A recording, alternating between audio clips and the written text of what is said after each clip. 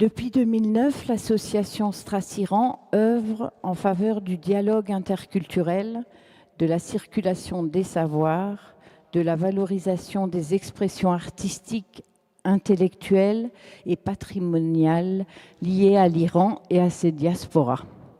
À travers ces actions, l'association entend favoriser les échanges, encourager la découverte réciproque et contribuer à une meilleure compréhension entre les cultures. Fidèle à ses principes fondateurs, Strassiran affirme son attachement à une neutralité politique et religieuse dans un cadre résolument tourné vers l'ouverture, le respect de la diversité et le vivre ensemble. La 9e édition du festival Strassiran, organisé du 16 au 29 mars, s'inscrit dans cette continuité.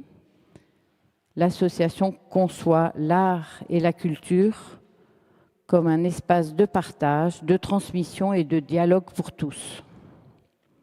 Elle propose, en partenariat avec de nombreux lieux de la métropole strasbourgeoise, une programmation riche de plus de 40 rendez-vous, dont des expositions, ateliers, conférences, visites guidées, projections, spectacles et rencontres littéraires. Cette édition se déploie dans un contexte international particulièrement sensible, en Iran en particulier. Dans cet esprit, l'association a fait le choix d'une programmation guidée par la responsabilité, la sobriété et la compassion portée aux victimes et à leurs familles en annulant les événements festifs. Le festival s'inscrit également dans la période de Nowruz, célébration du Nouvel An iranien symbolisant le renouveau, porté depuis des siècles par une tradition de partage, de convivialité et d'espérance. Cette résonance donne à cette édition une signification particulière, en rappelant la place essentielle de la culture dans la transmission, le lien entre les générations et l'ouverture aux autres et à la différence. Nous tenons à remercier l'ensemble de ceux qui rendent cette manifestation possible, à savoir nos bénévoles, partenaires et mécènes, ainsi que les institutions et les structures culturelles associées à cette 9e édition, au premier rang desquelles la ville de Strasbourg, la région Grand Est et la Bibliothèque nationale et universitaire de Strasbourg. Nous vous remercions pour votre présence, de votre intérêt, et nous vous souhaitons à tous une très bonne suite de festival et une belle rencontre ce soir.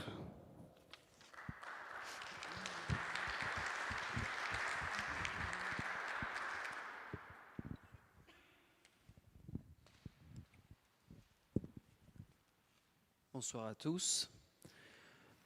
Donc, l'idée d'argumenter le pourquoi d'une rencontre littéraire dans ces temps troublés, compliqués et parfois même très malheureux.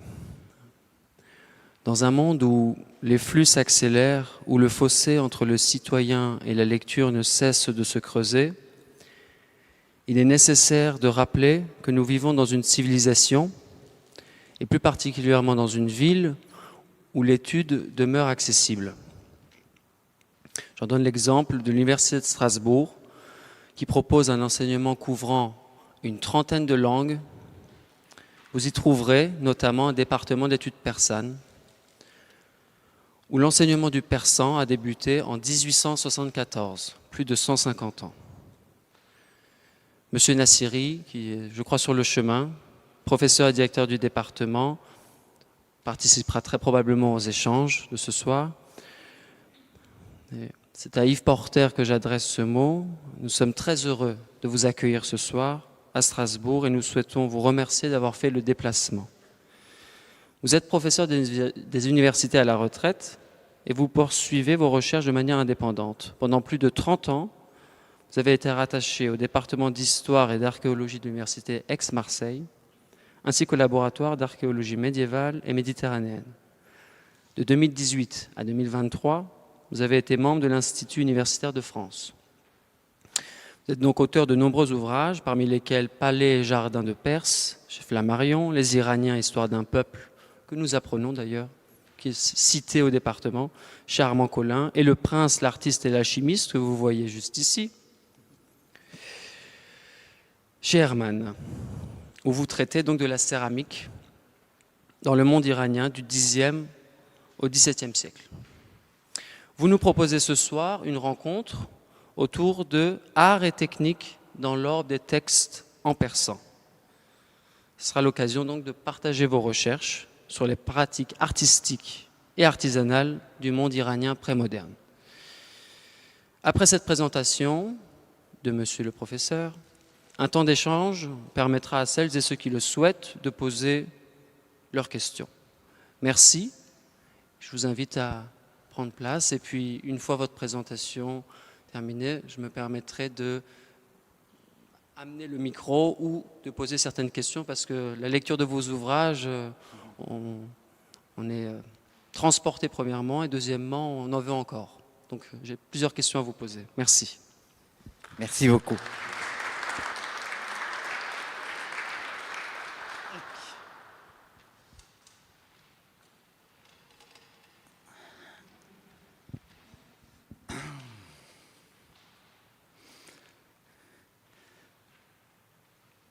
Voilà, donc le titre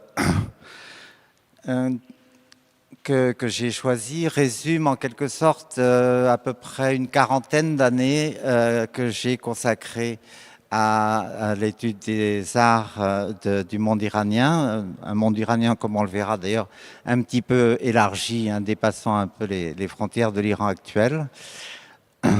Et évidemment, on pourrait se demander qu'est-ce qui m'a poussé à apprendre le persan, hein, pourquoi? Et en fait, bon, là, j'ai choisi de le prendre un petit peu sur le mode comique.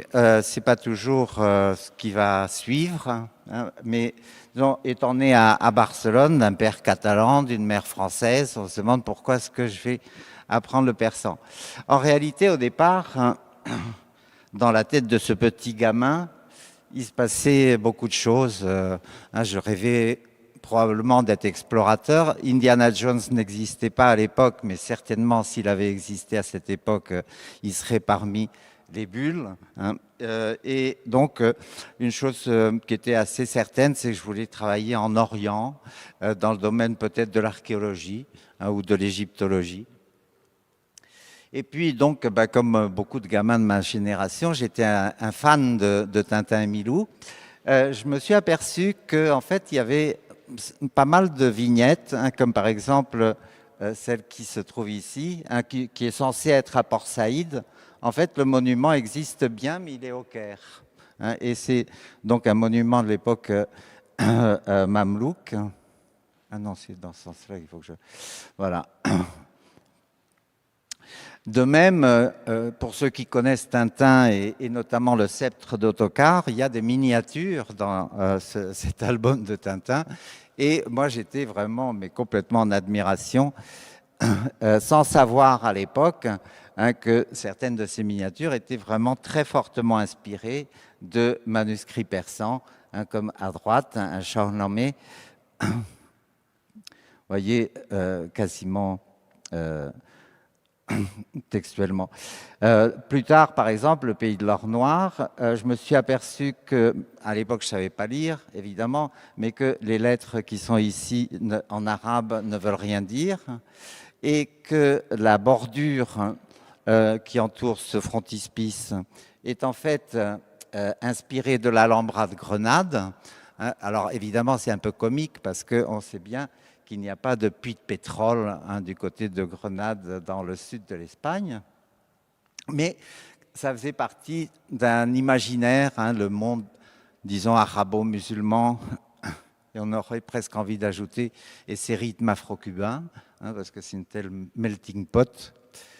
Voilà, alors dans une deuxième édition de cet ouvrage, visiblement Hergé a appris à écrire. Et donc là, il y a bien Al-Zahab al-Aswad, l'or noir textuellement. Mais on reste quand même à cheval sur Grenade. Alors sinon, dans ma jeunesse, évidemment, mon adolescence, mes idoles, c'était le petit bonhomme en pantacourt ici, hein, qui est en fait Laurence d'Arabie, et Pierre Loti, l'auteur de Asiadé, et qui donc était un petit peu mes idoles, hein, mes héros. Alors, en 1974, j'ai choisi de quitter Barcelone, d'abandonner mes parents avec leur bénédiction et d'aller donc en région parisienne parce que je voulais faire des études d'orientaliste, hein, ce qu'on appelait à l'époque, hein, avant Édouard Saïd, l'orientalisme. Et donc, il se trouve que en région parisienne, j'avais un camarade de classe qui m'a dit « Ah ben si tu t'intéresses à l'Orient, tu devrais rencontrer mon grand-oncle ». Et ce grand-oncle, c'était rien moins que Monsieur Henri Corbin, un l'immense historien de la philosophie iranienne, et son épouse, donc qu'on appelait familièrement Tante Stella, qui ressemble beaucoup d'ailleurs à mon camarade Grégory. Et donc, en effet, une fois que j'ai eu passé mon bac en 76, je me suis inscrit donc au Langso, où j'ai appris le persan, entre autres, hein, parce qu'après j'ai appris aussi le pachto, le turc, l'arabe, l'ourdou et l'hindi. Mais donc voilà, le persan dans l'escalier, le grand escalier des Langso. Et dans le grand salon de cette vénérable institution, toute une série de tableaux Kadjar que je ne connaissais pas encore, évidemment, hein, que j'allais découvrir. Tout ça sous la houlette de Charles-Henri de Fouchécourt, dont je crois qu'il est toujours vivant, mais qu'il est centenaire, hein, de nos jours. Donc, que nous voyons ici, justement, dans ce grand salon, avec les tableaux Kadjar. Malheureusement, quand j'ai fini mon diplôme des Langso, c'était en 1979. Et donc, on sait qu'à cette période a eu lieu, enfin, un petit peu avant, bien sûr, la Révolution. Moi, j'avais prévu de partir en coopération en Iran et je suis effectivement parti en coopération, hein, donc après la Révolution. J'ai passé donc pas mal de temps sur place. Hein. Là, par exemple, ici, c'est Nowruz à Shiraz en 1980. Hein, ici, le 1er mai à Gombadekhovuz, hein, avec cette fameuse tour funéraire, hein, donc en 1980. Et puis, malheureusement, j'aurais dû rester encore un an, mais il y a eu encore des événements imprévus, hein, si on peut dire, c'est-à-dire la guerre, évidemment, avec l'Irak. Ça ne m'a pas empêché de revenir un certain nombre de fois, ou de nombreuses fois, au cours de ma vie en Iran. Mais donc, évidemment, les études, et notamment pour finaliser ma thèse, étaient extrêmement compliquées en Inde. Et donc là, par exemple, c'est mon carnet de notes quand j'étais à la bibliothèque de Patna, en train de prendre des notes comme un fou, parce qu'il n'y avait pas de photocopie ou de microfilm possible. Hein, donc tout est fait entièrement à la main. Donc je me suis intéressé notamment à tout ce qui touche à la fabrication du papier, par exemple, hein, ou donc avec également la comparaison avec des expériences, on peut dire, ethnographiques, hein, ici à côté de Jaipur, dans le Rajasthan, où on voit quasiment les mêmes gestes que sur ce manuscrit du Cachemire. Je me suis intéressé notamment aux teintures pour le papier, dont le Kartam. Et je me suis aperçu que ce qui était assez intéressant, c'est que dans les textes qu'on trouve en Inde, le même mot ne désigne pas forcément la même chose en Iran et en Inde. Et notamment, par exemple, justement, la teinture pour faire ce rose, hein, cette couleur rose qu'on appelle al.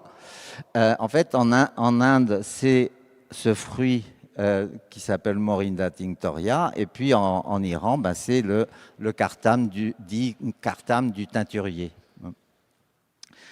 Alors, au départ, j'ai pas trop prêté attention à ces différences, hein, mais à culpa. Après, plus tard, j'y reviendrai. C'est quand même assez fondamental. Euh, donc, j'ai également pratiqué le papier marbré à la fois en traduisant des textes, mais donc également en réalisant des papiers marbrés. Et notamment, j'ai eu l'occasion, pendant ce séjour en Inde, d'enseigner la fabrication du papier marbré à une organisation de femmes des bidonvilles de Delhi, ce qui a permis de leur donner à faible coût des moyens de subsistance. Et ce qui est assez marrant, c'est qu'il y a pas longtemps, dans le Kerala, j'ai retenté l'expérience, donc dans une autre fondation, dans ce studio-là, qui est fait pour des personnes handicapées de toutes sortes. Donc bon, j'aime bien faire pratiquer et faire profiter de mon savoir. Donc, dans mes recherches, je suis allé assez loin dans l'expérimentation, hein, et notamment, par exemple, ici, avec le lavage du lapis lazuli. C'est dans les textes que j'ai rencontrés, je suis tombé sur notamment une occurrence d'un terme qui désigne les laveurs de lapis lazuli. Et je me suis dit, s'il y a un mot spécifique pour ce travail, c'est que c'est un travail prenant. Et donc j'ai compris ma douleur quand j'ai essayé donc d'élaborer à partir de véritables lapis lazuli, hein, ici poli, ici non poli. Hein. Une fois qu'on l'écrase, qu'on le réduit en poudre, ça donne ça, c'est-à-dire une très vilaine couleur. Hein. Et pour avoir donc l'outre-mer, hein, ça à peu près ce qui s'en approche le plus, ben, il faut toute une série d'opérations de lavage. Hein. Donc j'ai appris à faire. Et de même, j'ai eu la chance de pouvoir observer la fabrication d'autres pigments, notamment du côté de Jaipur, dans des ateliers donc, qui font des copies de miniatures. Petite parenthèse d'ailleurs, ici vous avez ce pigment orange qu'on appelle le minium. Hein, le mot miniature provient de ce pigment, hein, et n'a rien à voir avec les dimensions des peintures. Hein. Miniature, on pense que ça désigne une petite peinture. Pas du tout. Hein. Au départ, ça veut dire une peinture faite avec ce pigment orange. Hein. Donc, je me suis intéressé évidemment à la peinture, en plus des autres arts du livre. Hein. Donc, on l'a vu, le papier, les teintures, les pigments, etc. Et en même temps, je pratiquais moi-même la peinture à cette époque. Hein, donc voici, malheureusement, bon ça c'est très très vieux, hein. Maintenant ça me fait un peu honte, mais bon c'est moi qui ai fait ça quand j'étais encore à l'époque de ma thèse. Hein, et donc vous avez ici un agrandissement, et avec ma signature ici, façon tout gras des empereurs ottomans, hein, je suis très immodeste, hein, où il y a marqué donc Yves de Barcelone. Hein.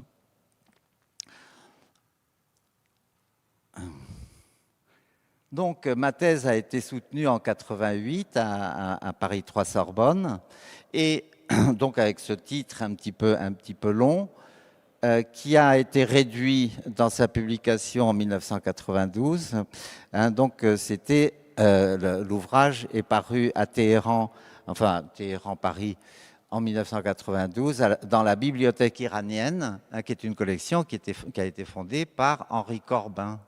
Hein, vous voyez la boucle est bouclée, en quelque sorte. Donc, j'ai eu la chance qu'elle soit traduite en anglais en 1994. Et encore plus surprenant, parce que là, je n'étais pas au courant, hein, il y a eu une édition pirate iranienne en 2010. Ça m'a rendu très, très content, parce que ça veut dire que les Iraniens considèrent que ce que je fais a de la valeur, hein, et donc mérite, bien que je sois un petit peu étranger, hein, mais bon, ça fait toujours plaisir de se voir pirater. Donc, en même temps, j'ai aussi, à côté de choses très sérieuses, très scientifiques, pas toujours évidentes, J'ai également tenu à toujours continuer à écrire également des articles de grande diffusion, hein, comme par exemple ici c'était les dossiers de l'art, c'est déjà assez ancien, hein, mais bon. De même que j'ai fait également avec mon ami Radiad Siri, qui était à l'époque à l'Institut du monde arabe à Paris, toute cette série de petits livres destinés aux enfants, avec donc des textes très abordables et des petites images, hein, donc pour pouvoir être compris du plus grand nombre, on va dire. Alors, en m'intéressant aux pages de manuscrits, déjà, je me suis rendu compte que ce qu'on voit dans les livres, c'est souvent en réalité des morceaux de la page, mais pas la page entière.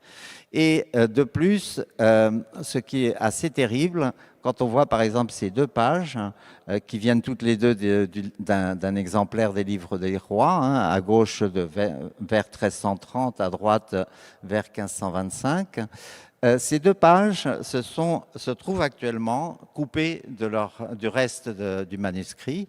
Hein, donc celle de gauche a été dispersée à Paris probablement au début du XXe siècle. Celle de droite beaucoup plus tard, hein, par un bonhomme qui était à l'époque dans le conseil d'administration du Metropolitan Museum et qui a donc dispersé les 258 peintures de ce manuscrit absolument sublime pour, en gros, payer moins d'impôts, hein, puisqu'il en a donné une série au Metropolitan Museum. Hein, mais bon, c'est vraiment, dans les deux cas, c'est vraiment des gens, on aurait envie de leur distribuer des claques.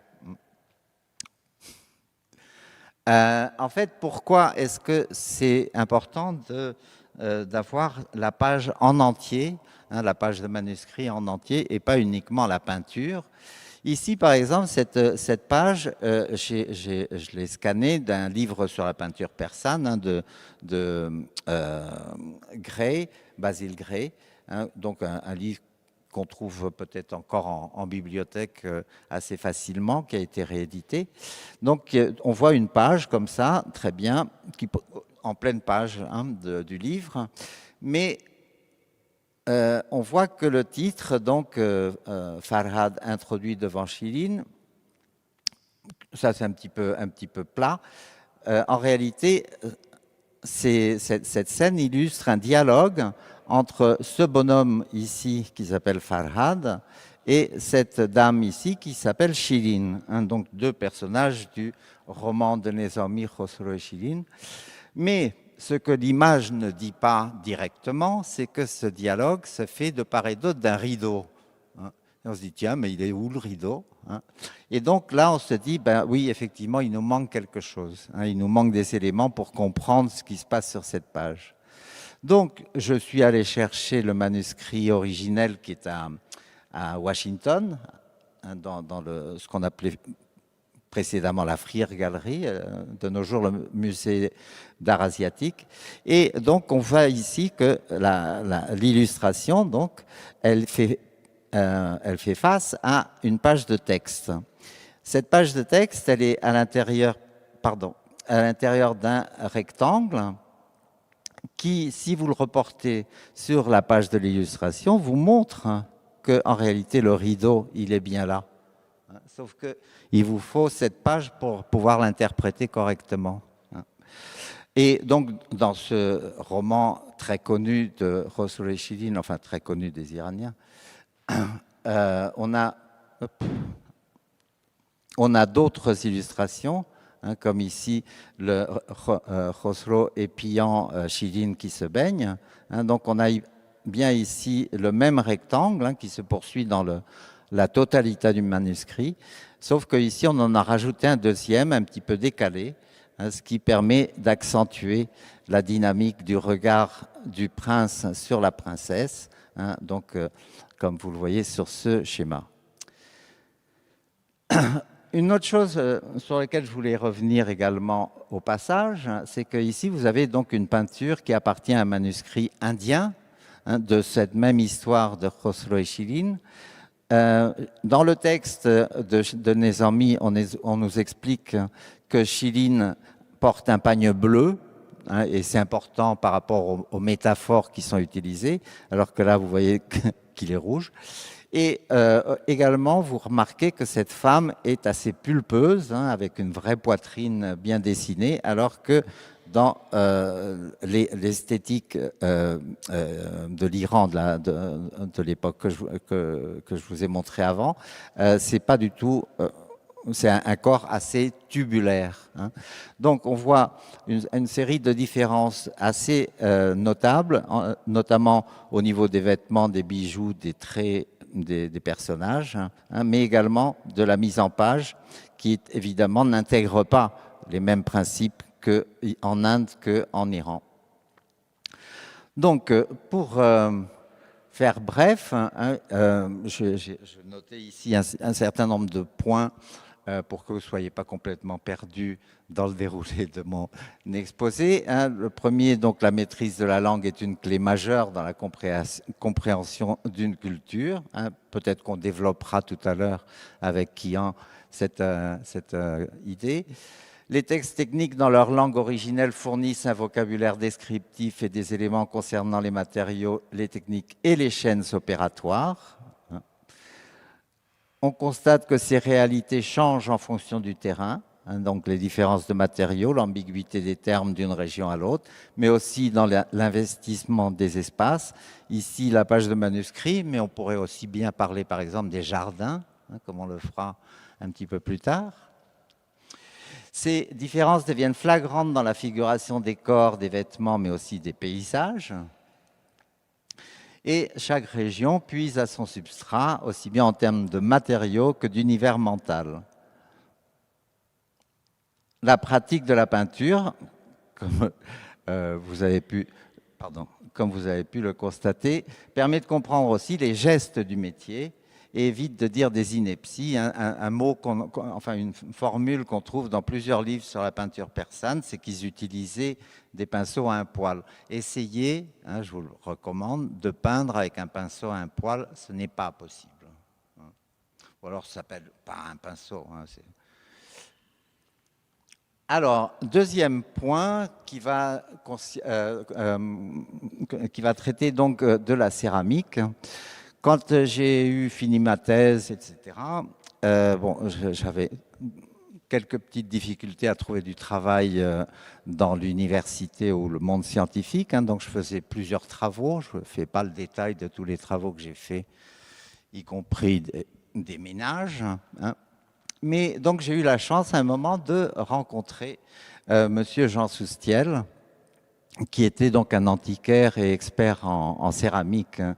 C'est lui qui est donc l'auteur de cet ouvrage fondamental, hein, sur la céramique islamique, que vous voyez ici donc devant son magasin de boulevard Haussmann avec des lunettes qui ont appartenu au sultan Abdulhamid. Mais ça, c'est pour l'anecdote. C'est pas marqué dessus.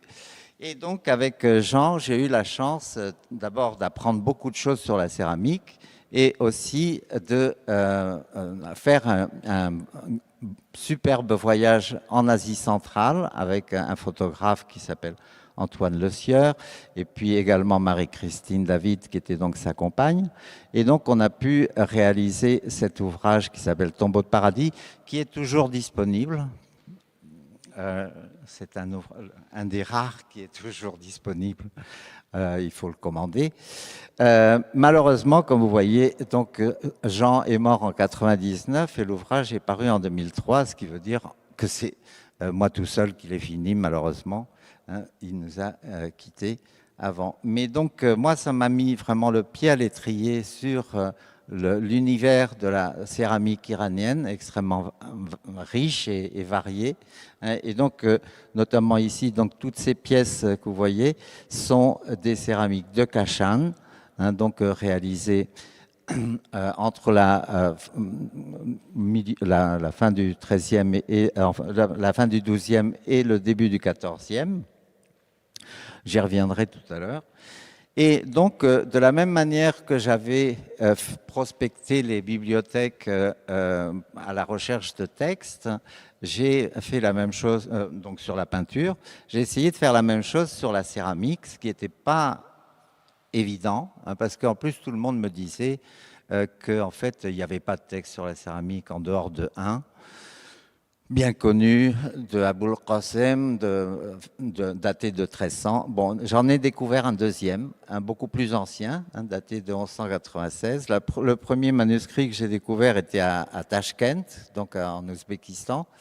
Et je me suis rendu compte qu'il y en avait un à Téhéran, donc qui est celui ici à gauche, qui était quasiment pas exploité. Entre-temps, Monsieur Ilaj Afshar, le grand savant, a édité le texte, hein, et donc désormais il est accessible aux persanophones, hein, ou aux francophones dans la traduction que j'en ai donnée dans Le Prince, l'artiste et l'alchimiste, hein, qui est un ouvrage donc, que j'ai publié en 2011, qui n'est plus disponible que sur commande réimpression, hein, c'est ça? Et donc j'ai écrit avec Richard, qui se trouve ici, avec la collaboration de Richard Castinel. Donc, hop, allez. Ah oui. Dans cet ouvrage, donc, je fais comme j'ai fait pour la peinture, hein, j'essaye de trouver tous les matériaux qui ont été utilisés pour faire ces céramiques, hein, comment sont mis en œuvre, hein, avec des formules. Donc à la fois en ce qui concerne les composants, mais également donc le carburant. Hein, le seul carburant qui est mentionné dans ces textes, c'est du bois de saule. Il y en a certainement d'autres, mais à l'époque, j'en ai pas trouvé d'autres. Allez.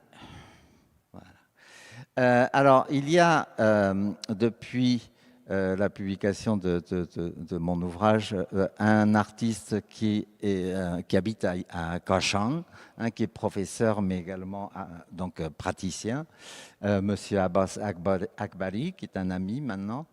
Et il a écrit toute une série de petits ouvrages, hein, à l'occasion des différentes publications, des différentes expositions qu'il a fait de ses œuvres, dans lesquelles il décrit également donc les différentes étapes pour faire les céramiques. Alors, je précise, il y a plus peut-être... Ah, merde. Ah oui, voilà. Oui, je précisais, la flèche là indiquait le sens de lecture, hein, donc comme en persan, puisque bon, même s'il y a des légendes en anglais, ça se lit comme du persan, donc de droite à gauche. Et donc, dans un autre récente publication, il a également donc, fait part de la mise en valeur d'un four qui a été découvert dans une maison en restauration dans le vieux centre de Kashan. Hein, malheureusement, je crois que depuis, ça a été transformé en cafétéria, mais bon, c'est un peu dommage pour l'espace. Donc, dans cette publication, et puis, ben, comme pour la peinture, je me suis dit que le meilleur moyen de comprendre la céramique, c'était d'en faire. Hein, et donc, je me suis mis à faire quelques essais de céramique ici, donc notamment la peinture aux engobes, comme dans les céramiques de Nishapur ou de Samarcande. Ou ici, donc, des essais de bleu et blanc. Voilà, donc ça, c'est mes créations en céramique.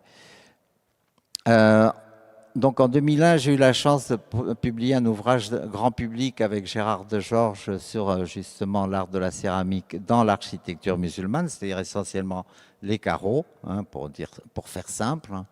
Et l'année d'après, comme Flammarion était content de mon travail, ils m'ont demandé d'écrire donc ce Palais et Jardin de Perse avec un autre photographe également très talentueux, hein, donc Arthur Thévenard.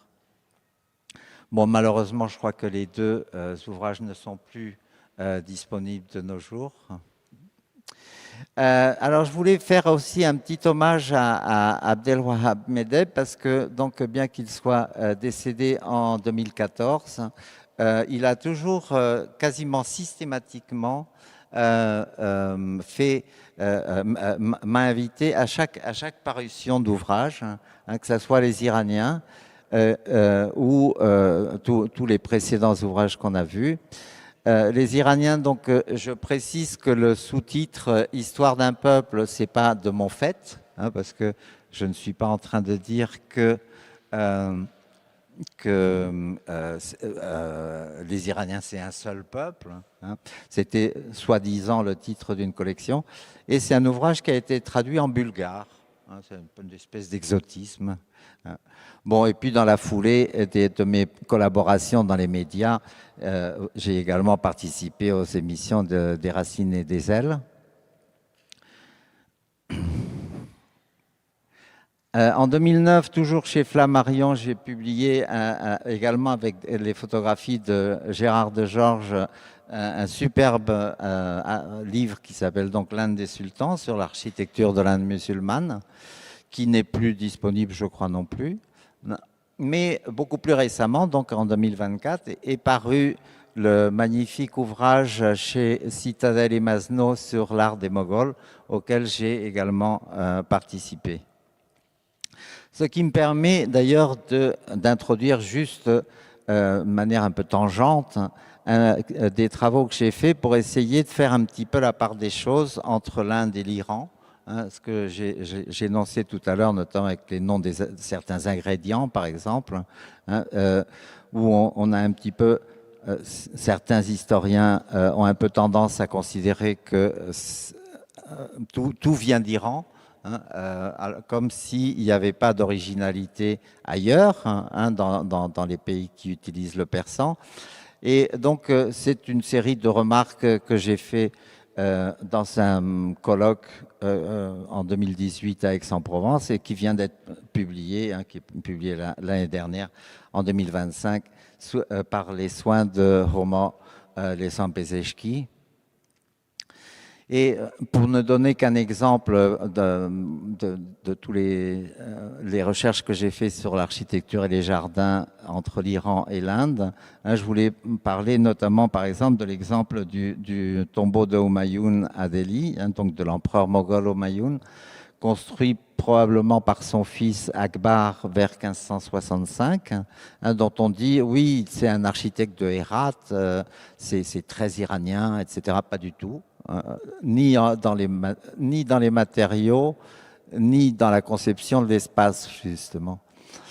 Alors, par exemple, on dit, oui, ça reprend un plan de Hashbehesht. Hashbehesht, les 8 paradis, comme le nom d'un célèbre palais d'Ispahan. En réalité, ici, on n'est pas du tout devant 8 paradis, mais devant 9.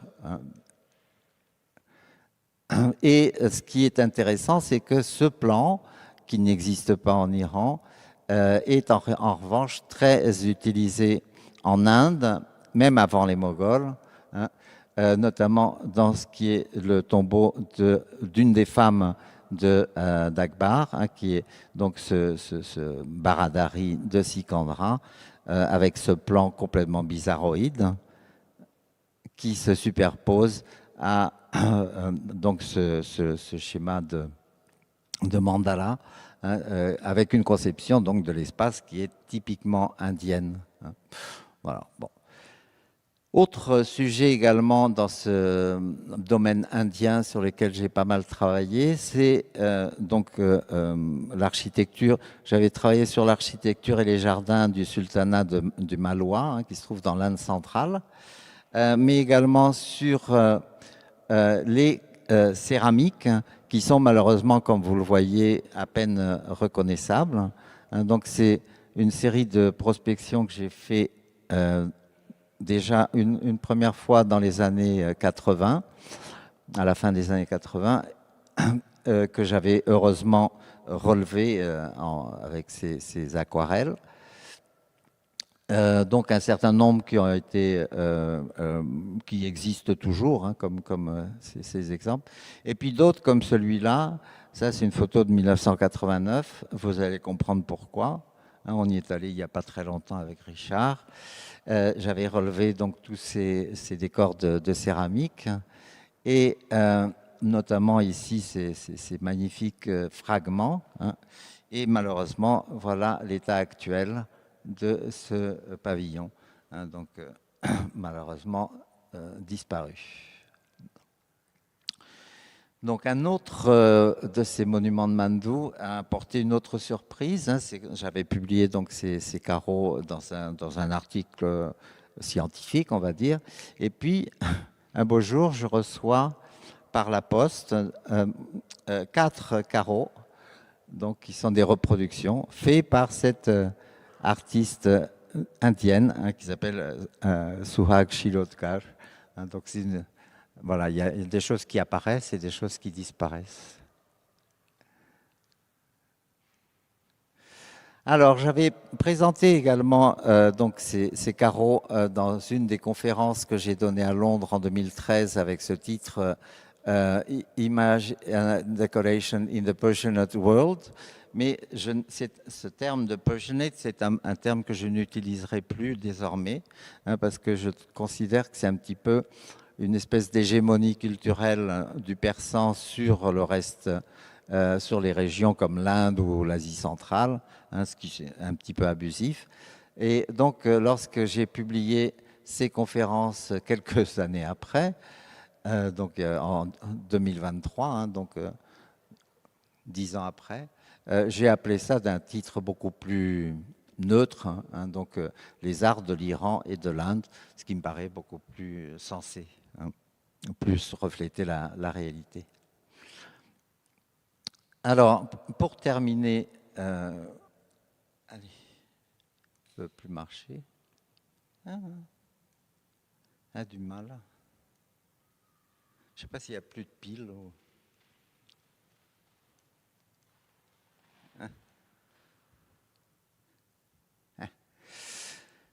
Merci.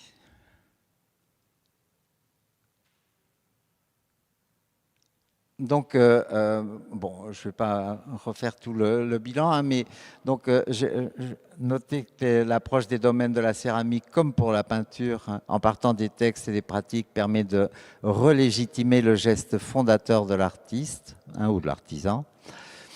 Cette approche, hein, qu'on appelle bottom-up dans le langage savant, ne peut pas répondre à toutes les questions, et notamment aux questions sur le sens, le symbolisme, l'interprétation, qui sont des sujets souvent que j'écarte, hein, parce que je trouve que c'est trop compliqué. Et que ça permet de... Enfin, que ça un petit peu, on a souvent tendance à dire un peu n'importe quoi sans preuve. Mais donc ancre l'étude de ces autres dimensions dans la réalité du travail de ces créateurs.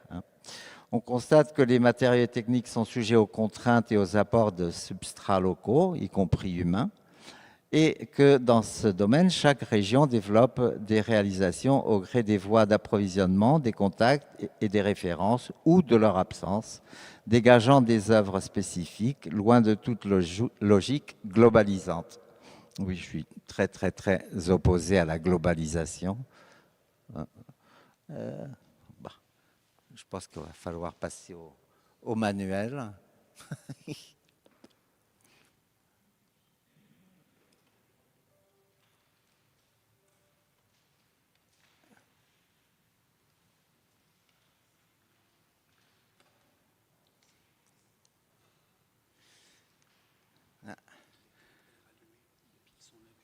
Ah.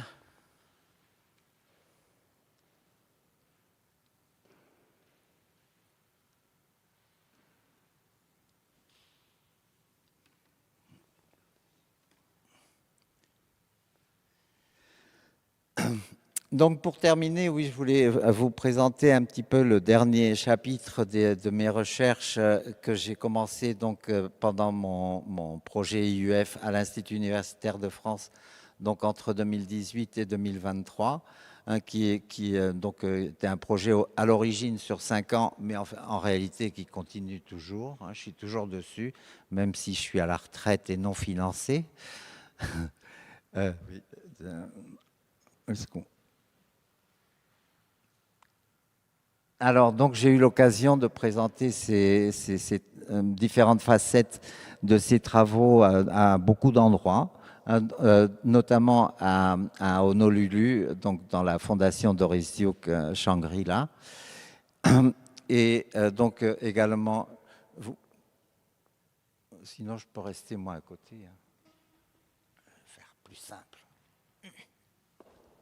Voilà. Également donc un chapitre spécifique sur les décors des palais de l'époque mongole, hein, ce qu'on appelle la dynastie Ilkhanide, que j'avais fait donc en 2021 dans la journée monde iranien à Paris. Et également donc en 2023, on a fait à Aix une journée d'études sur le complexe de Abdessamad à Natanz. Évidemment, parler de Natanz aujourd'hui, ça fait un petit peu mal au cœur, hein, parce qu'on ne sait pas trop bien exactement dans quel état sont ces monuments, vu qu'il y a une centrale nucléaire à côté. Mais bon, voilà, on essaye de rester positif. Ces travaux sont très importants parce qu'ils ont permis notamment de proposer, vous voyez, il ne reste plus un seul carreau à l'intérieur de ce sanctuaire de Natanz. Enfin, si en réalité il y en a 2 ou 3, mais pas à cet endroit. Vous voyez des carreaux turquoise notamment.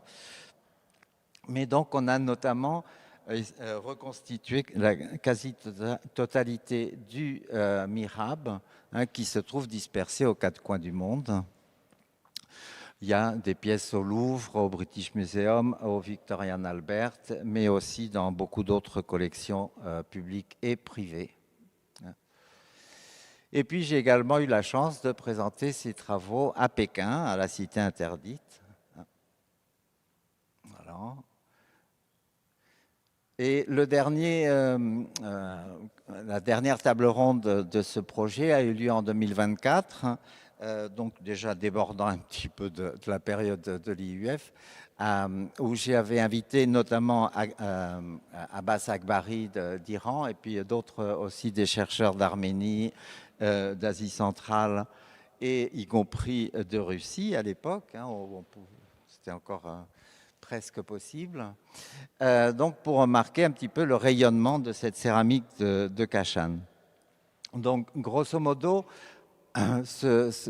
toutes ces recherches devraient aboutir à un livre qui n'existe qu'à l'état encore de projet. Enfin, si j'ai bien avancé sur la première partie, mais donc sur ces potiers de Kashan comme étant un véritable écosystème, hein, et donc en étudiant à la fois l'origine de cet artisanat, l'émergence de cette communauté qui est une communauté chiite à une époque où le chiisme est encore minoritaire en Iran, hein, qui est donc sous domination seldjoukides qui sont majoritairement sunnites.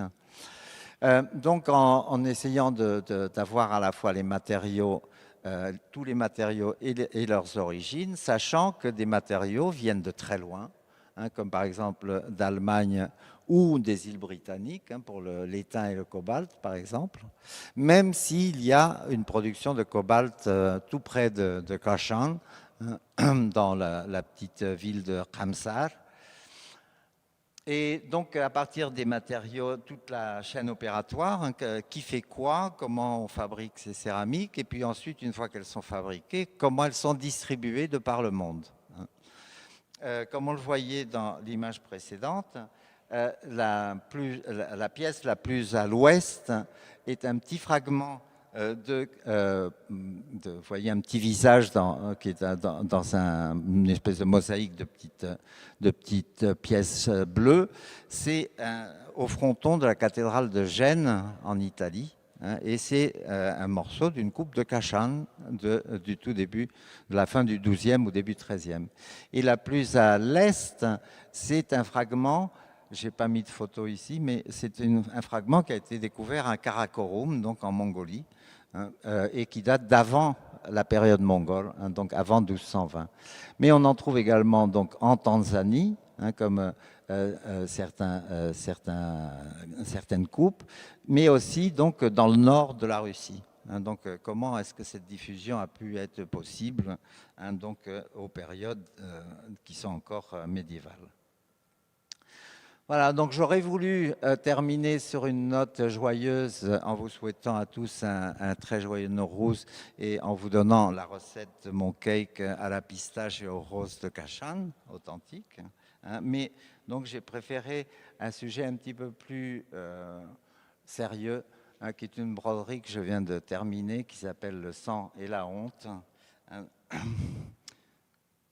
Voilà, je vous remercie beaucoup.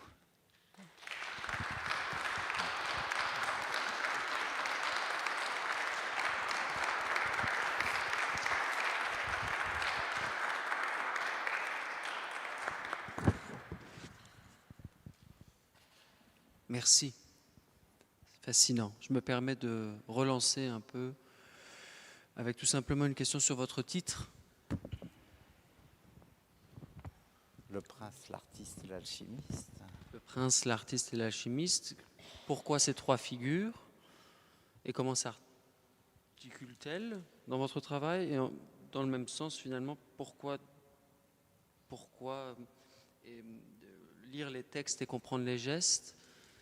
Pourquoi cette approche-là? Et pouvez-vous donner un exemple concret de la manière dont la lecture des textes techniques et de la prise en compte du point de vue des artisans nous rapproche finalement d'une compréhension de ces pratiques artisanales?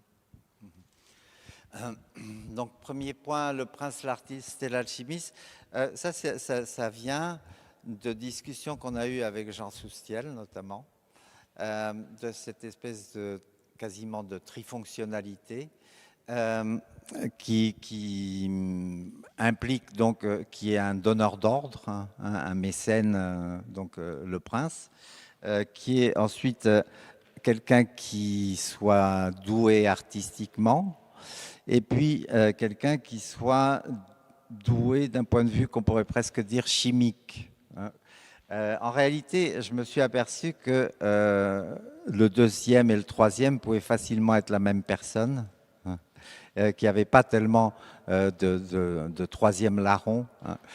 Bon, on aime bien les titres qui balancent bien, hein, avec trois éléments, hein, mais en réalité, si je devais le refaire, je changerais le titre.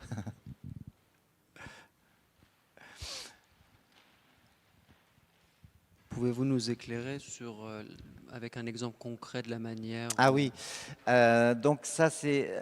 oui, quand j'ai commencé ma maîtrise, donc c'était en 1982, j'avais fait déjà ma maîtrise sur les textes persans, sur la peinture et les arts du livre. Et donc, je me suis aperçu à un moment qu'il y avait un des textes les plus importants de mon corpus qui avait été traduit en anglais par des Américains.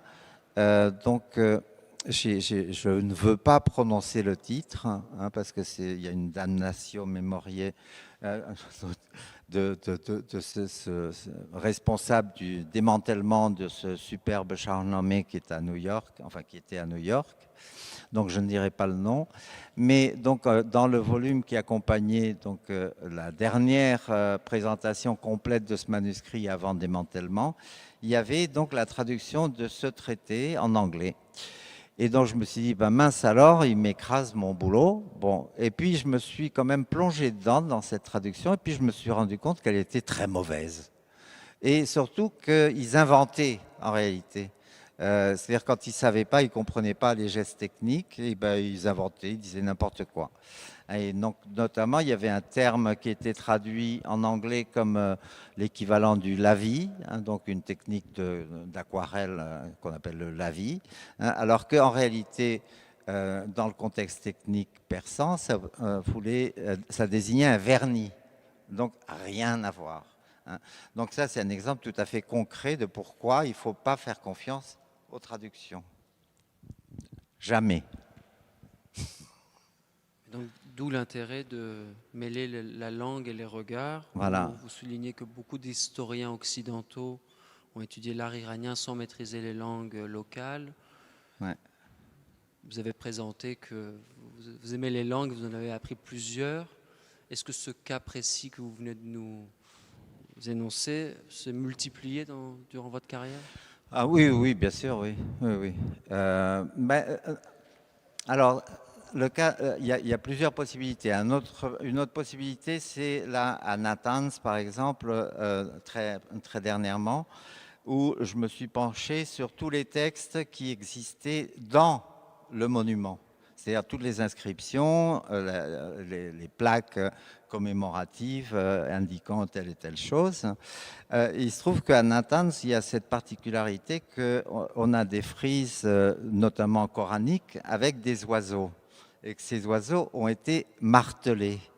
Or, c'est très rare en Iran de voir des cas d'iconoclasme, hein, donc d'avoir une attaque contre les images, y compris dans des monuments religieux, hein, comme un tombeau ou même des mosquées, hein, il y en a. Et donc, l'un des arguments qui était avancé par beaucoup de personnes, hein, je ne dirai pas les noms parce que c'est un peu la honte, il disait oui, il y avait un édit rédigé sous Shah Abbas le Safavide, Shah Abbas Ier, hein, qui mentionnait donc le fait que ces actes iconoclastes avaient été délibérément faits sur ses ordres. Hein. Or, quand on lit le texte, il n'en est absolument pas du tout question. Mais alors, vraiment pas du tout, même pas la moindre allusion. Hein. Donc, voilà, toujours se reporter au texte quand c'est possible. Même si c'est un peu difficile, pénible. Nous avons une question aussi par rapport aux ateliers de l'époque safavide. Mais vous aviez accepté qu'une sélection de passages de votre ouvrage, donc Le Prince, l'artiste, l'alchimiste, soit lue. Je me permets de débuter avec un passage, page 187, sur la spécificité des décors architecturaux. Vous débutez en disant « Par essence et entre autres, les monuments décorés ont pour vocation d'inscrire le prestige de leurs bâtisseurs dans la durée. Il en résulte une propension plus marquée de ces derniers à témoigner de leur identité sur l'œuvre elle-même. L'équipe qui concourt à l'édification comporte en plus du commanditaire un architecte pour établir les plans et la structure de l'édifice, qui reçoit ensuite un décor plus ou moins riche, et en dehors d'orientation esthétique de commande, la complexité technique des revêtements imposait à leur coup sûr l'intervention d'un maître décorateur apte à contextualiser des travaux à partir d'un dessin d'ensemble, puis à les diriger pour en mettre en œuvre les frises calligraphiques et les opérations de mise en couleur. Les signatures apposées sur les décors peuvent dès lors renvoyer à de multiples intervenants, allant de l'architecte au potier, en passant par le calligraphe ou le décorateur. Donc finalement, sur le statut de ce céramiste, on classe souvent la céramique du côté de l'artisanat. Vous avez vous-même proposé de rapprocher l'art et l'artisanat, qui en Occident, on les oppose souvent sur la fonction, que l'art n'aurait pas de fonction, si ce n'est d'attirer le regard. Alors, donc, vous montrez donc que ces potiers travaillaient avec des architectes et des calligraphes liés aux cours princières, à leur propre système, d'où le titre de votre ouvrage. Est-ce qu'un maître céramiste était reconnu et recherché comme les peintres, les grands peintres ou miniaturistes? Alors évidemment, le miroir des cours européennes n'est pas opérant.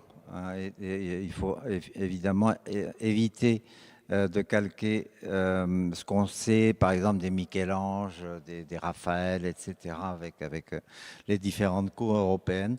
Hein, il y a probablement des cas, et notamment pour un certain nombre d'architectes, hein, des grands architectes, que ce soit à l'époque timouride ou safavide par exemple, mais ça ne touche, pour ainsi dire, jamais les céramistes, hein, qui n'ont jamais cette réputation de vraiment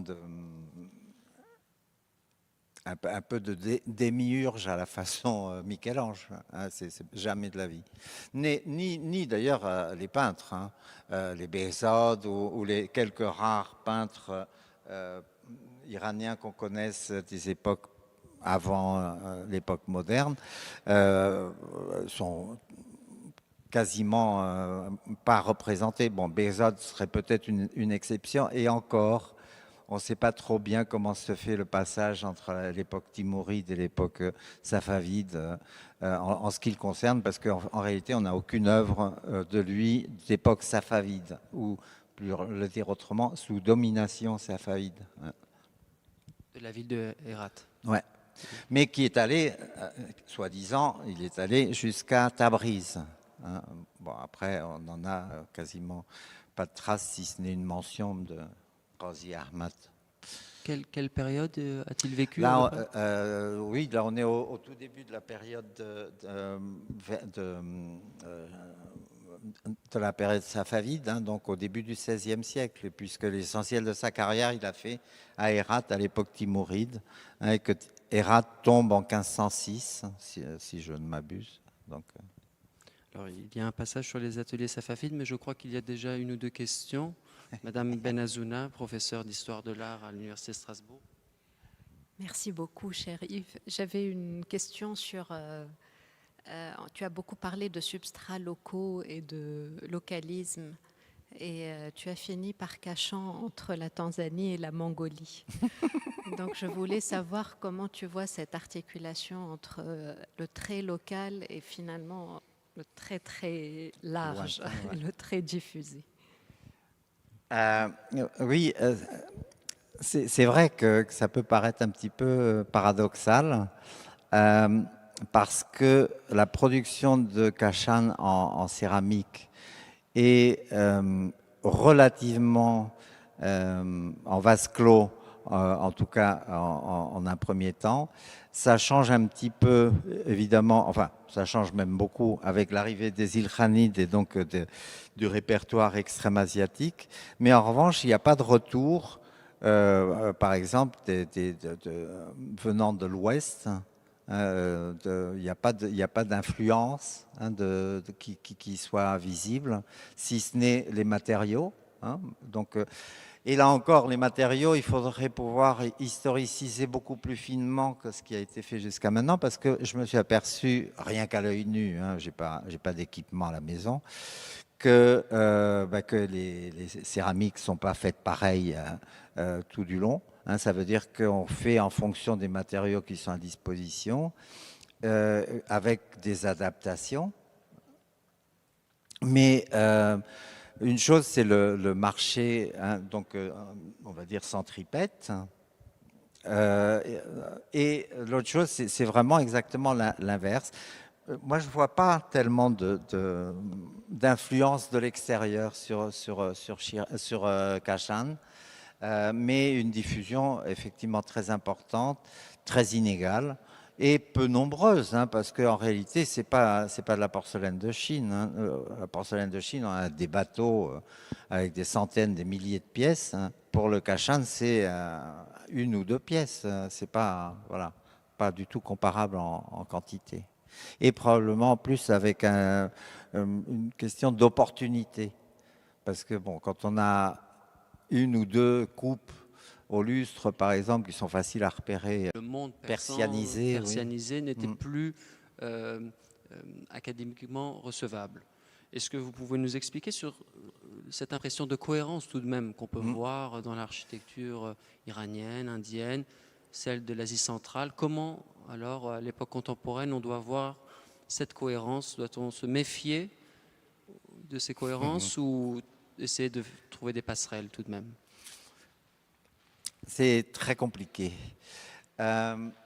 C'est très compliqué parce que justement, ça va un peu à l'encontre, hein, de ce que disent beaucoup de mes collègues, hein, qui voient justement, qui utilisent déjà ce terme de persianette alors que moi je ne l'utiliserai plus. Alors, une chose, c'est du point de vue linguistique. Hein, donc, on peut remarquer que par exemple en Inde, une chose très frappante, quand les Britanniques sont arrivés et ont commencé donc leur emprise sur le sous-continent indien, ils sont mis notamment à écrire des livres et des manuels à l'intention donc des colons, hein, donc des officiers de la Compagnie des Indes, qui s'installait en Inde pour les travaux administratifs, etc. Et c'est ainsi que l'un des tout premiers livres qui a été imprimé à Calcutta, donc est une fondation britannique, enfin de la compagnie, c'est un livre pour apprendre le persan. Alors qu'à l'époque, c'est-à-dire dans les toutes premières années du 19e siècle, personne ne parlait le persan à Calcutta. Donc ça veut dire quoi? Ça veut dire que c'est une langue de savoir et une langue d'administration. Moi j'ai été assez frappé, par exemple dans mes périples à travers les différentes bibliothèques de l'Inde, que personne ne parle persan, évidemment, mais un certain nombre le lisent et le comprennent. Donc le lisent parce que c'est le même alphabet que l'ourdou, donc c'est relativement facile pour quelqu'un qui connaît l'alphabet arabe, mais après, ne comprennent pas forcément. Il y avait un bibliothécaire qui était un prince de la dynastie des Nababs de Tonk, qui m'avait dit, adorable, qui m'avait dit Zabane Yoram Torke Man Tork Rane Miranam. C'est tout ce qu'il savait en persan. Donc c'est évidemment assez joli comme la langue de mon amoureux est le turc, mais moi je ne connais pas le turc. Donc évidemment dit. Donc pour moi c'est très compliqué. Par exemple, certains auteurs, je ne dirai pas les noms, considèrent que la peinture de Boukhara au XVIe siècle est un sous-produit de l'Iran. Moi, je ne suis pas d'accord. Mais ça, c'est mon côté catalan.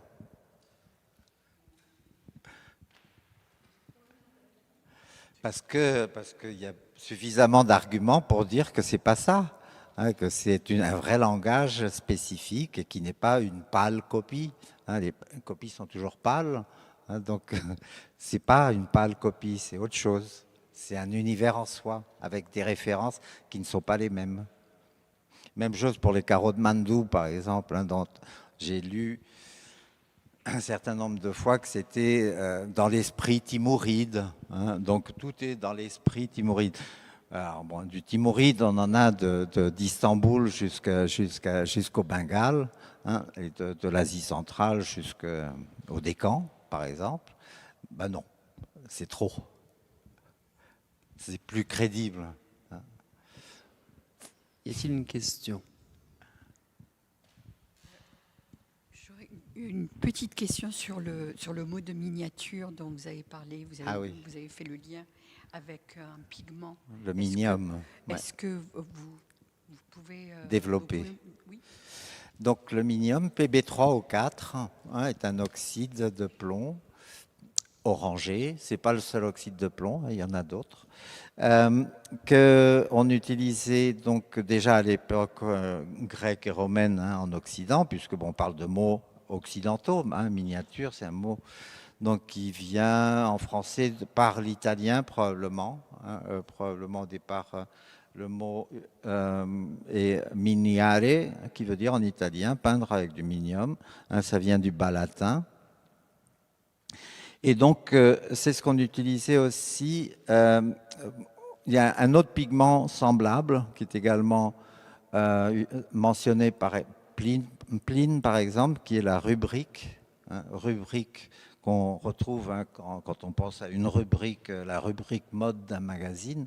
En fait, ça vient de cette couleur rouge, de ce pigment rouge qu'on appelait la rubrique, et qui commençait donc les paragraphes. Et donc, le minium, c'est un petit peu pareil. Donc, peindre en miniature, au départ, c'est peindre avec du minium. Mais après, il faut savoir que les termes évoluent et que, par exemple, au XVIe siècle, en France, on commence à écrire miniature avec GN, donc miniature, comme plus tard le peintre Mignard, qui fait des mignardises. Et qu'on a tendance à voir dans ce mot quelque chose de petit. Et donc, la miniaturisation, hein, comme pour les voitures, pour l'électronique, pour n'importe quoi, hein, devient un symbole, un sens de petit, alors qu'en fait, c'est pas du tout l'étymologie. Après, c'est comme formidable. Hein. Formidable, au départ, ça veut dire qu'il fait peur. Bon, plus personne ne sait que formidable, ça veut dire qu'il fait peur. Tout le monde. Donc, les mots évoluent. Mais donc, du coup, dans l'article que j'ai mentionné qui est paru en 2025 sur Randé à Khosrow, je mentionne un petit peu aussi l'idée que miniature persane est un double contresens ou ambigu au moins. Miniature persane.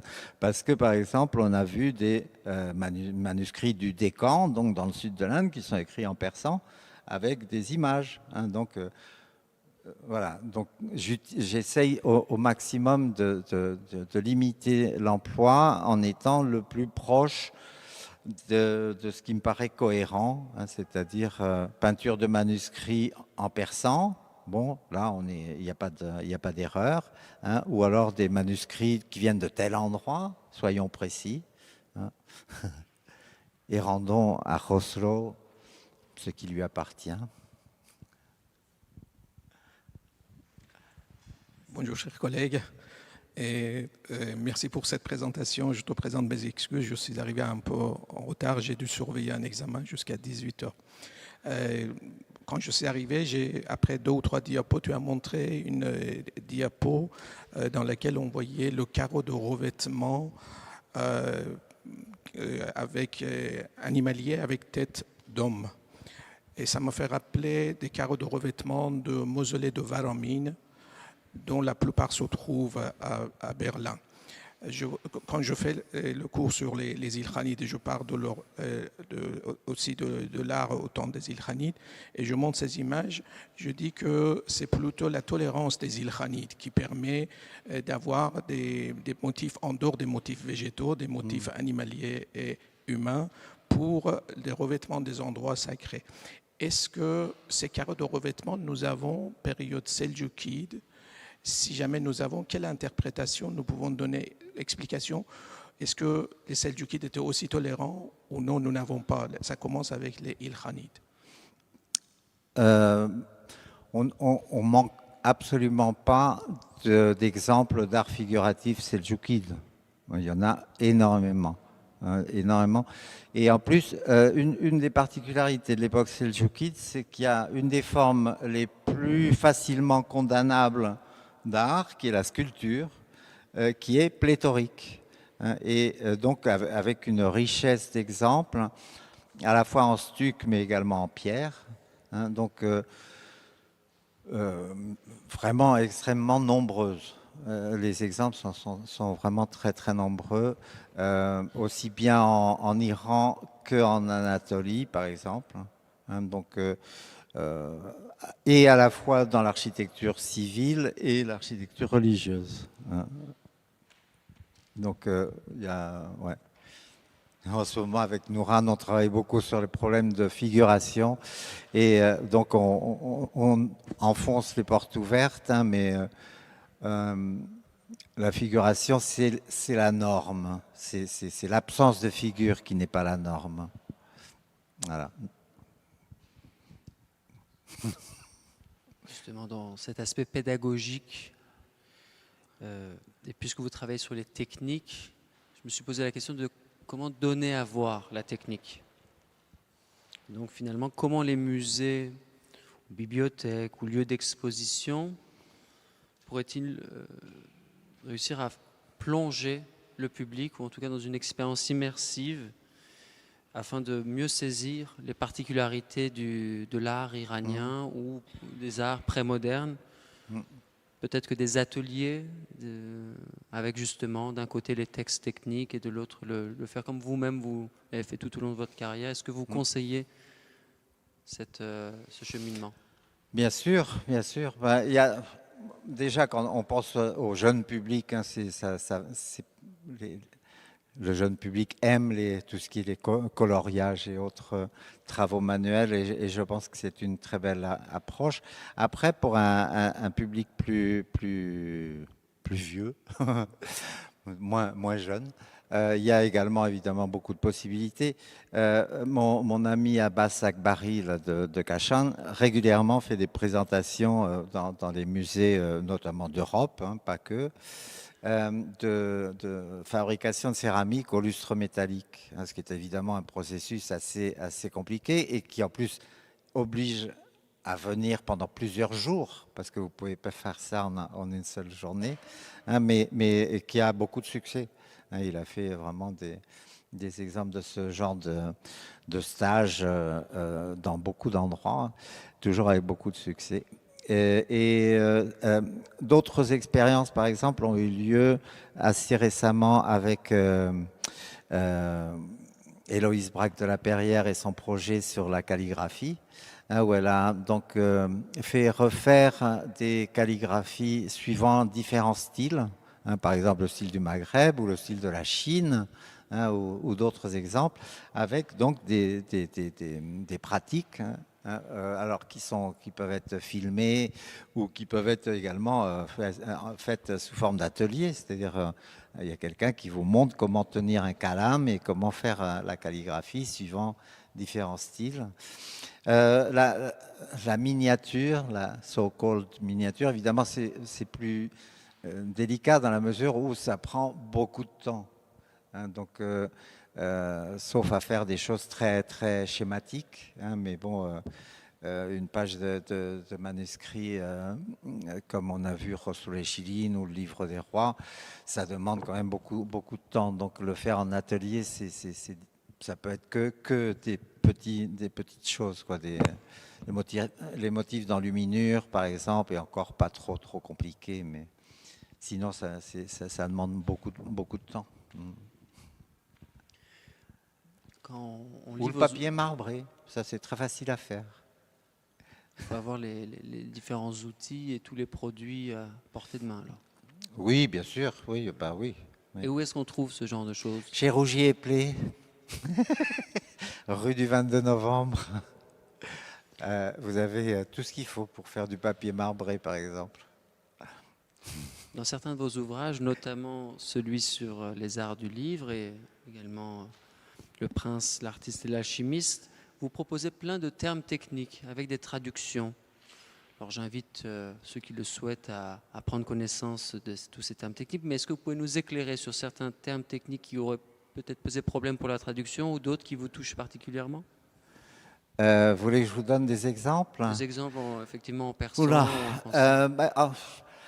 Ça manque pas, hein, ça manque pas. Le problème justement des termes techniques, c'est que c'est très spécifique. Mais prenons par exemple en persan le terme lo'ob. Lo'ob, c'est en français deux choses différentes, hein, c'est l'engobe ou la glaçure. Or, ça ne se fait pas du tout au même moment.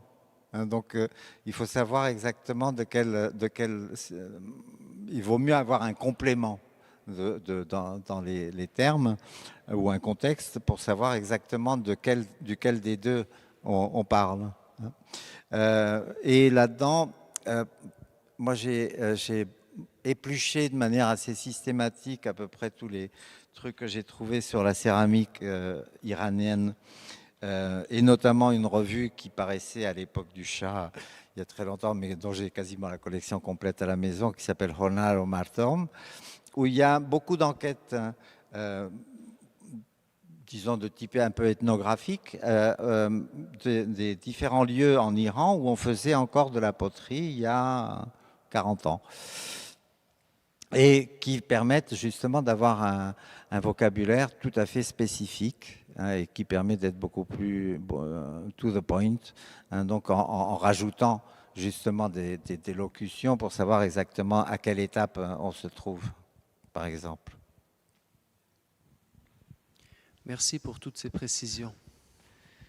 Après, dans mon cas, en tout cas, je souhaiterais avoir cet échange plus souvent. Est-ce que vous avez des questions ?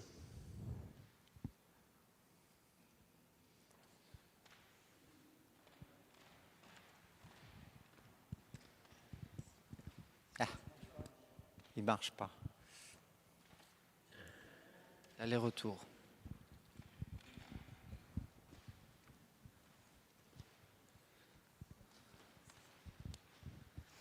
Alors moi, je ne m'y connais pas spécifiquement en art iranien, mais je me demande si la céramique iranienne, il existe un pont, si vous voulez, entre le matériel et l'immatériel. Vous voyez, que la céramique iranienne a peut-être des enjeux identitaires aujourd'hui, où la valeur du patrimoine ne se réduit pas à la matière, mais peut-être négociée. Je ne sais pas si ça dépasse peut-être le cadre de cette conférence, mais je serais bien curieux de savoir si la céramique pourrait être signe et médiation vers l'immatériel aussi.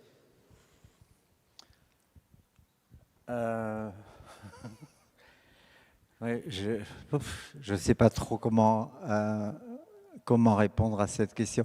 C'est vrai que moi, mon point de vue, il est très, très matériel, voire matérialiste, que je me méfie énormément des interprétations que j'ai tendance à qualifier de hors-sol. Hein, bon, après, c'est mon point de vue. Hein, je ne dis pas que ça soit le seul. Mais disons que c'est vrai que je me méfie énormément, moi, par rapport à un certain nombre de collègues, par exemple, qui vont mettre en avant très souvent la mystique. Hein, bon, moi, non. Moi, je fuis. Hein, j'évite. Hein, voilà. Mais ouais, donc, du coup, j'ai un petit peu du mal à répondre à votre question, je pense. Je suis désolé. Dans votre ouvrage, vous faites un lien, page 172 à 174, sur finalement le rôle de Shah Abbas en Iran de 1588 à 1629, où l'Occident baptise le début de l'époque moderne iranienne, avec la politique de Colbert, qui à l'époque de Louis XIV encourageait le développement du textile et des manufactures de céramique. Est-ce que vous maintenez encore cela ? Disons qu'il faut garder une certaine perspective. Hein. Il ne s'agit pas de dire que Colbert et les ateliers de Shah Abbas, c'est la même chose. Hein. Disons que ça permet d'avoir un petit peu... L'époque de Shah Abbas est très en rupture avec ce qui s'est passé au préalable, hein, et notamment justement de ses contacts avec l'Occident, de la manière dont il va encourager le commerce, en particulier de la soie, et en particulier avec le truchement de la communauté arménienne, hein, qui va déplacer d'ailleurs dans le Jolford d'Ispahan. C'est pas par plaisir qu'ils s'installent là, hein. Mais il y a quand même un certain nombre de parallèles. Après, ça vaut pas sur toute la ligne, bien entendu. Et c'est aussi quelque chose qui change après avec ses successeurs. Donc l'aspect de favoriser un commerce international en ayant quand même recours à des intermédiaires, etc. C'est assez spécifique à son règne et beaucoup moins à celui de ses successeurs. Ouais. Merci beaucoup. Y a-t-il une autre question ? Dans ce cas-là, je me rapproche de vous. Je me permets de peut-être donner quelques informations sur les rencontres que nous avons demain et après-demain. Nous vous invitons demain à la même heure, au même lieu, avec la venue de Justine Landau et la modération de Madame Sitara Goulieva, où Madame Landau nous parlera de la poésie persane face à la prose du monde, sur la question d'un mode de résistance multiséculaire. Vendredi, nous nous déplaçons à la librairie Kléber car il y a un carnaval qui occupe cette salle. La librairie Kléber, cette fois-ci à 17h, où il y a la dernière parution aux belles lettres du travail de traduction de M. Sébastien Jalot, qui est connu pour sa nouvelle traduction de Bouffé Cool, La Chouette aveugle, qui vient nous présenter les œuvres en prose de Foulouf Aozod. modération par le cher coprésident de l'association CPD Ney-Douvaudi. Et enfin, samedi, où nous avons le plaisir à nouveau à l'Hébraïque Kléber à 17h de vous retrouver autour d'un ouvrage de la trajectoire de la transidentité. L'ouvrage s'appelle Trajectoire trans en Iran. Un travail d'une sociologue et philosophe, Bahar Azadi, qui vient de Paris. La modération sera par Madame Afsane Shlangosha. Donc merci à tous de votre attention et encore une fois un grand merci à Monsieur Yves Porter d'avoir pris le temps, d'avoir fait le déplacement, d'avoir essayé de nous éclairer sur ces questions complexes et parfois symboliques où les rapprochements peuvent se faire mais à condition d'être appuyés sur les textes techniques. Merci. Merci à vous. Merci beaucoup.